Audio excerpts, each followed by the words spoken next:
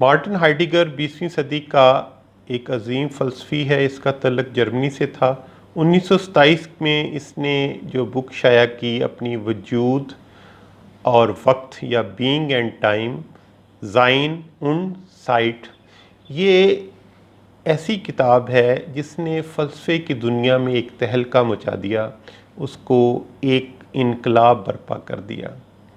और उसके जो हम असर फ़लसफ़ी थे और उसके जो बाद में आने वाले फ़लसफ़ी थे, उन पे भी इसका गहरा असर है। बेसिकली मार्टिन हाइडेगर इंसानी वजूद या दाज़ाइन, जिसके लिए वो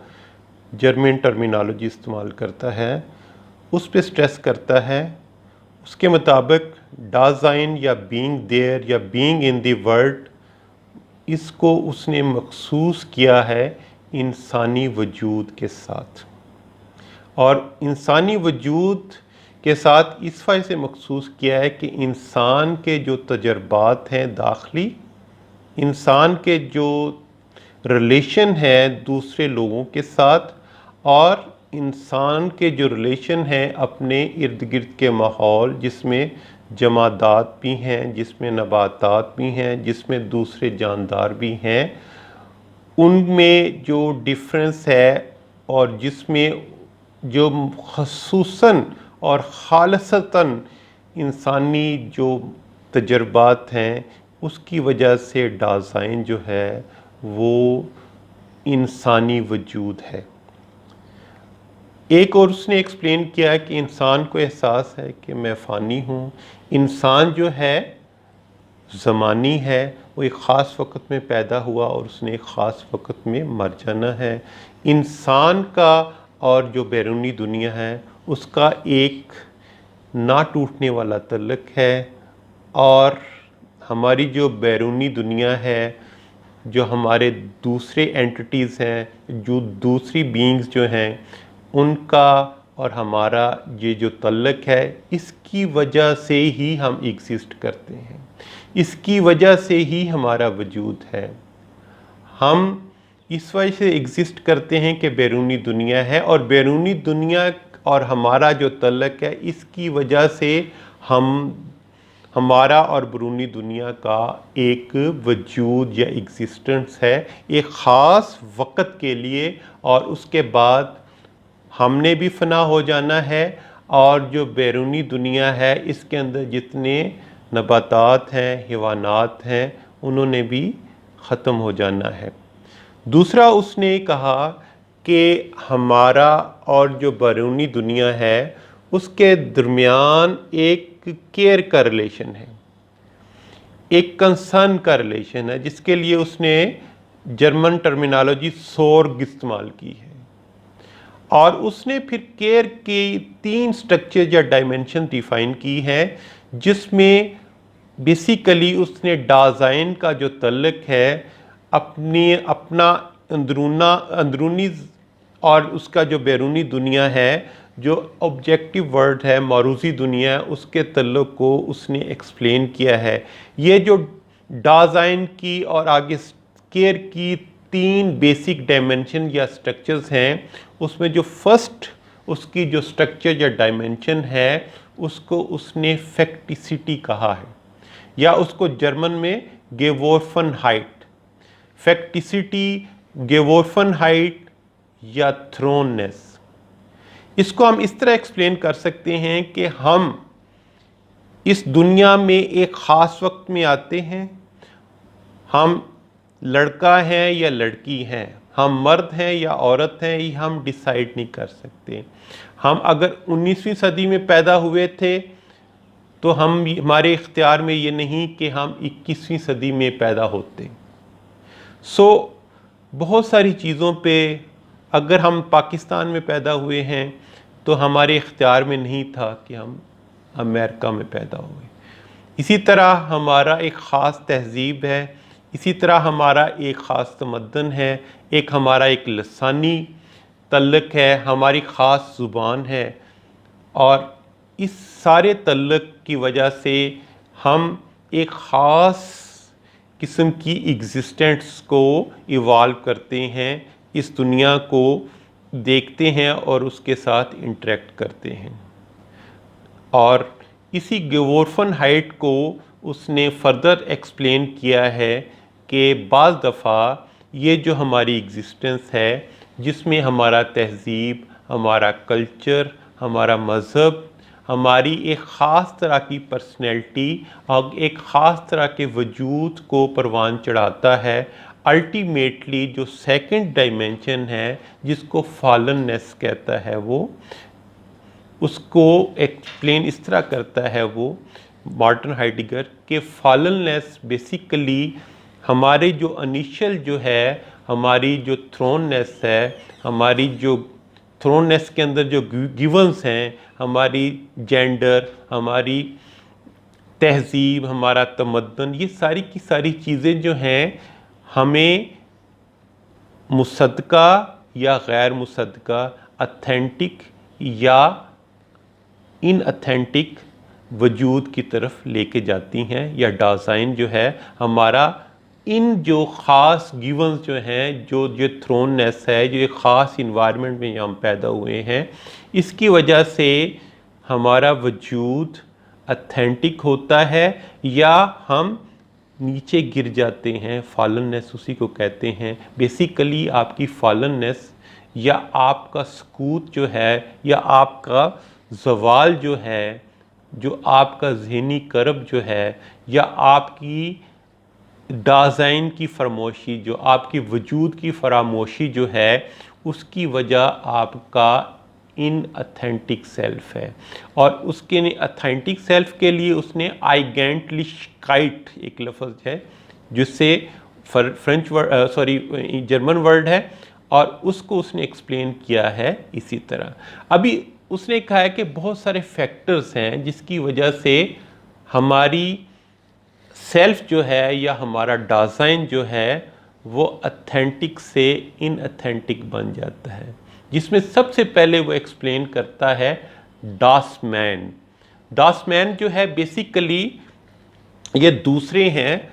अदर्स जो हैं, दे सेल्फ है, जो कि हमें डिक्टेट करते हैं कि हम उनकी रवायात को, हम उनके ख़ास तरह के नज़रियात को ओबे करें, उनसे कंप्लाई करें, उन अपनी ओबीडियंस शो करें, और उस ओबीडियंस की वजह से बाज़ दफ़ा हमारी जो ऑथेंटिक सेल्फ है, हमारी जो ऑथेंटिसिटी है, वो रिप्रेस हो जाती है, उस पर कंप्रोमाइज़ हो जाता है, और हम अपने वजूद को फरामोश कर देते हैं। इसके नतीजे में क्या होता है, हमारे जो इनऑथेंटिक सेल्फ है, हमारी जो इनऑथेंटिक डाज़ाइन है, उसकी वजह से हमारी रूहानी बीमारियां जो हैं वो परवान चढ़ती हैं, वो वजूद में आती हैं। तो बेसिकली जो हर्ड मेंटेलिटी है, जो कि हमें मजबूर करती है कन्फॉर्मिटी की तरफ, जो मजबूर करती है ओबीडियंस की तरफ, उसकी वजह से हमारी इनऑथेंटिक सेल्फ होती है, उसकी वजह से ये फॉलननेस है। और इस फॉलननेस से हम निकल भी सकते हैं, उसको फर्दर वो एक्सप्लेन करता है। और अभी इसमें एक और चीज़ है, एक तो आपका हर्ड मेंटेलिटी है, डासमैन है, दे सेल्फ है, इसकी वजह से हम इनऑथेंटिक वजूद की तरफ चले जाते हैं। और इसके अलावा उसने जो एक्सप्लेन किया है कि आपके जो इनऑथेंटिक सेल्फ है, उसमें आपका जो मीडिया है, अगरचे उस ज़माने में सिर्फ इनिशियल टीवी इंट्रोड्यूस हुआ होगा, लेकिन रेडियो था, लेकिन मीडिया या उस ज़माने में प्रिंट मीडिया डेफिनेटली वो एग्जिस्ट करता था। तो उसने कहा कि जी एक और जो चीज़ जो आपको, एक और जो फिनोमिनन आपको इनऑथेंटिक सेल्फ की तरफ लेके जाती है, उसके लिए उसने लफ्ज़ किया है डास, यूज़ किया है डास ग्रेड। बेसिकली उसने कहा है कि ये जो चैटर है, डास ग्रेड, जो गॉसिप है, ये जो आइडल टॉक है, ये जो टॉक शोज़ हैं, ये जो हम इर्द गिर्द लोगों के साथ करते हैं, जो बहुत सतही लेवल की होती है, जिसमें डेप्थ नहीं है, जिसमें आपकी ऑथेंटिक सेल्फ जो है वो मज़ीद फरामोश हो जाती है। तो वो भी एक जो कि इन्वायरमेंट के अंदर एग्जिस्ट कर रही है, तो वो भी जो डस्ट ग्रेड जो है उसकी वजह से भी आप अपनी ऑथेंटिसिटी को खो देते हैं। मार्टिन हाइडेगर के बकौल एक और जो वजह जो है हमारा जो वजूद है वो इनऑथेंटिक है, हमारा दाज़ाइन जो है वो अनआइडेंटिश है, उसकी वजह ये है कि हमने दूसरों को, दूसरे इंसानों को, दूसरे जानदारों को ऑब्जेक्टिफाई करना शुरू कर दिया है। हमने उनको ऑब्जेक्ट्स की तरह ट्रीट करना शुरू कर दिया है, और जब हम उनको ऑब्जेक्ट्स की तरह ट्रीट करते हैं तो फिर हमारी जो इनऑथेंटिक सेल्फ है वो, उसकी वजह से हम बाज़ दफ़ा उन ऑब्जेक्ट्स को डिस्ट्रॉय भी करते हैं। हम बहुत सारी जानदारों की नस्लें हैं उनको एक्सटिंक्ट भी करते हैं, और वो रिस्पॉन्सिबल हैं क्योंकि हम उनको, उनके वजूद को ऑब्जेक्ट से ज़्यादा ख्याल नहीं करते। तो ये जो objectification of other human beings जो है और एनिमल्स की है, प्लांट्स की है, उसकी वजह से हमारे बहुत सारे इकोलॉजिकल प्रॉब्लम भी पैदा हो रहे हैं। तो ये जो ऑब्जेक्टिफिकेशन है ये कभी भी हमें ऑथेंटिक सेल्फ की तरफ नहीं लेके जाती। एक और उसने जो कंसेप्ट एक्सप्लेन किया है अपनी एग्जिस्टेंस को और अपनी एग्जिस्टेंस की डिस्कवरी के लिए, दरियाफ्त के लिए, उसने एक यूनानी वर्ड इस्तेमाल किया है, ये टर्मिनोलॉजी, उसको अलीथिया कहते हैं। बेसिकली अलीथिया जो है ये डिस्कवरी है, या हम उस कहें कि अनकंसीलमेंट है, डिस्क्लोजर है। ये इस तरह है कि हम, आप समझें कि आप किसी डार्क कमरे में हैं, किसी तारीक कमरे में हैं, हमारे हाथ में एक टॉर्च है या फ्लैश लाइट है, और जब हम उसको ऑन करते हैं तो उसका एक ख़ास हिस्सा जो है वो रोशन होता है, और जो बाकी हिस्सा है वो तारीकी में ही रहता है। इसी तरह हम अपने वजूद और एग्जिस्टेंशियलिटी जो है और हमारा जो एग्जिस्टेंस है, जब हम उसको डिस्कवर करने की कोशिश करते हैं तो हम अल्टीमेट ट्रूथ की तरफ तो नहीं शायद जाते, लेकिन कुछ हिस्सा जो है हम उसको डिस्कवर करते हैं, और कुछ हिस्सा जो है वो उसको डिस्क्लोज नहीं होता। ये कंसीलमेंट का और डिस्कवरी का प्रोसेस, या रिवीलिंग और कंसीलिंग का जो प्रोसेस है, ये जो ऑसिलेशन है कंसीलिंग और रिवीलिंग की, ये सारी ज़िंदगी चलती है, और उसमें हम ऑसिलेट करते रहते हैं अपनी ऑथेंटिक और इनऑथेंटिक एग्जिस्टेंस की तरफ। सो उसने ये कहा है कि डेफिनेटली हमें कोशिश करनी चाहिए कि अपनी ऑथेंटिक सेल्फ को अचीव करें, अपने मीनिंग तलाश करें, अपने इंटेरोगेट करें, हम इंटरप्रेट करें हमारे जो दाखिली तजर्बात हैं। लेकिन इसमें बहुत सारे जो तजर्बात हैं वो किसी वजह से उसमें दासमान भी आ सकता है, उसमें डस्ट ग्रेड भी आ सकता है, वो छुप जाते हैं, और बाज़ दफ़ा अगर हम उनको कोशिश करें, उनको इग्नोर करें, डासमैन की डिक्टेशंस को इग्नोर करें, तो हम अपनी ऑथेंटिक सेल्फ को भी अचीव कर सकते हैं। इसके बाद उसने जो थर्ड कैटेगरी उसने डिफ़ाइन की है केयर की, वो एग्जिस्टेंशियलिटी है। एग्जिस्टेंशियलिटी जो है वो आपकी ऑथेंटिक सेल्फ है, और ऑथेंटिक सेल्फ जो है आपकी जो मुसद्दका, आपकी जो एग्जिस्टेंस, जो वजूद जो है वो किस तरह डिफ़ाइन होता है, वो किस तरह अचीव होता है, जब हम अपनी मौत को, अपने फ़ानी होने को एक्सेप्ट करते हैं, हम अपनी मौत को कन्फ्रंट करते हैं, हम अपनी मौत को, अपने फ़ानी होने को एंटीसिपेट करते हैं। और ये जो लिमिटेड टाइम है जिसमें हमने अपनी एक्चुअलिटी को, जो हमारी जो प्रेजेंट सेल्फ है और जो हमारी जो लिमिटेड लाइफ है, उसकी जो पॉसिबिलिटीज़ और मुमकिनात हैं उनके दरमियान हमने कंसोनेंस पैदा करनी है। हमने अपने जो पोटेंशियल्स हैं, जो हमारी महदूद ज़िंदगी है उसके अंदर जो हमें पोटेंशियल हमें एंडोर्ड हुए हैं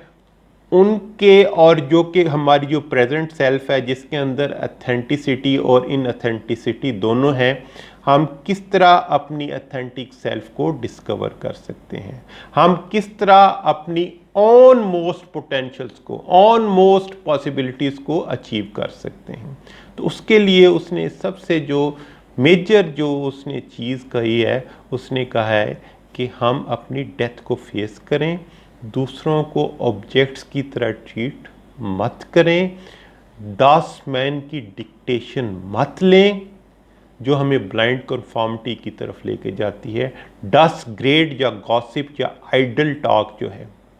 उसको मत हम अपनी ज़िंदगी का हिस्सा बनाएं। हम ये जो लामुतनाही सिलसिला है आजकल हमारे इलेक्ट्रॉनिक मीडिया पे जो टॉक शोज़ हैं, जो वही अलीथिया वाला कंसेप्ट है जो कि बहुत सारे जो उनके जो वेस्टेड इंटरेस्ट हैं उनको, जो उनकी अपनी टॉर्च है उससे उसको वो लाइट में लेके आते हैं, वो फोकस करते हैं और बहुत सारी चीज़ें जो रियलिटी होती है, जो ट्रूथ होती है, उसको वो कंसील कर देते हैं। उसको हम आइडेंटिफाई करने की कोशिश करें। और एक और जो उसने कहा कि अपनी जो डेथ है हम उसको, अपनी इनअथेंटिक सेल्फ को मुख्तलिफ़ तरीक़ों से हम डिले करते हैं। दाशनिश्त, हमें अपने ना होने का, नथिंगनेस का, दाशनिश्त इज़ ए जर्मन वर्ड जिसका मतलब है नथिंग या नथिंगनेस। जब हमने हस्ती से नेस्ती की तरफ चला जाना है, जब हमने फना से बका से फना की तरफ चला जाना है, और उस बका और फना के जो दरमियानी फ़कत है उसमें हमारे जो ऑन मोस्ट, हमारी जो पोटेंशियल्स और पॉसिबिलिटीज़ हैं, हमने उनको किसी तरह अचीव करना है। तो उसके लिए हमने एफ़र्ट्स करनी है, उसके लिए हमने आइडेंटिफाई करना है कि दासमान क्या कह रहा है, डस ग्रेट क्या कह रहा है, और इसी तरह दाशनिश्त। और हमने अपनी जो एंग्जाइटी है वो एंग्जाइटी जो कि हमारे वजूद के साथ रिलेटेड है, एंग्स्ट,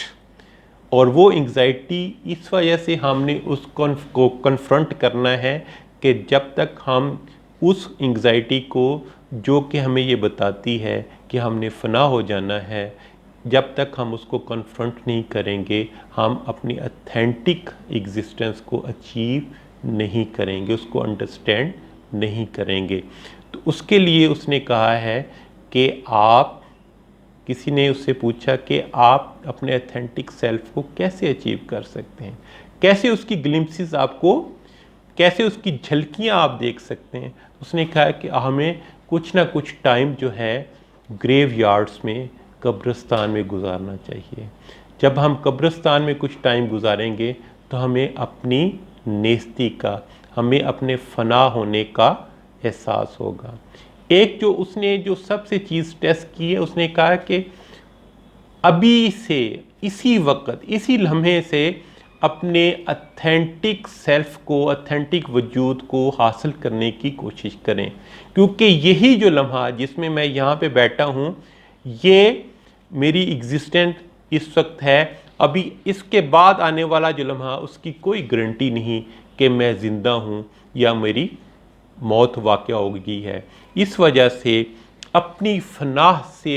अपनी बका के दरमियान आपको जितना टाइम मिलता है, उसी जो महदूद टाइम है उसमें कोशिश करें कि आप अपनी